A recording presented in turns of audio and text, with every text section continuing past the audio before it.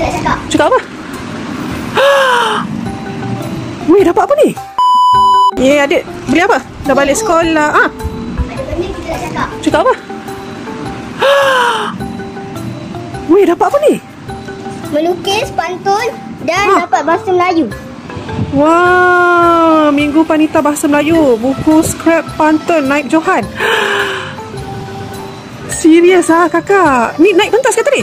Tak main ambil sebab tak datang semalam awak kena naik pentas ke semalam? Kenapa tak cakap dengan ibu? Tak tahu? Ya Allah, ya Tuhanku. Ni lain. Ni sama, ni lain. Sepatutnya Hera kena naik pentas ke? Patutnya cikgu bagi ke? Semua orang tak datang. Ya Allah, ya Tuhanku. Tak datang. Abang. Siapa lagi dapat ni? Siapa Johan?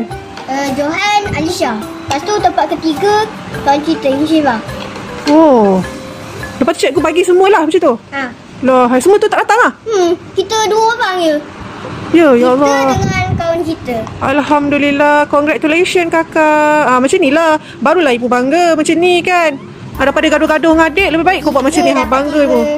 Dia kata dia dapat 3 Satu ni buku scrap pantun naik Johan. Ni pun naik Johan. Kita ambil dulu naik Johan. Okay, ni naik Johan juga. Naik Johan apa? Pertandingan Bulan Kebangsaan. Poster Negaraku Mewarna Poster. Dia dapat naik Johan. Dan yang satu lagi tu yang betul-betul Johan lah. Betul? So ni yang Johan. Dia dapat apa? Melukis doodle penanda buku tempat pertama.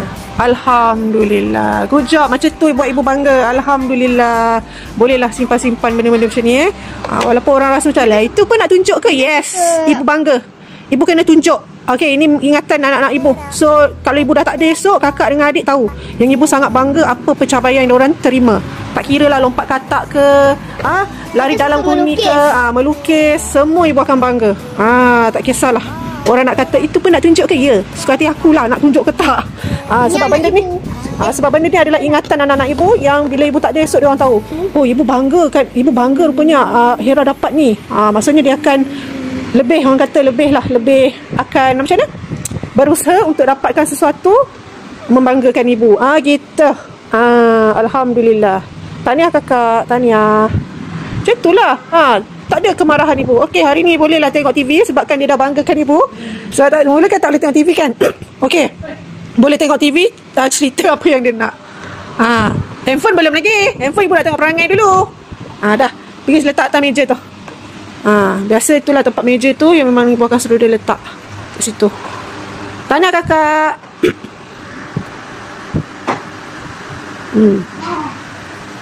Macam adik dah ambil file dah? Tak ambil file? Mana file tu? Cikgu tak bagi file ke?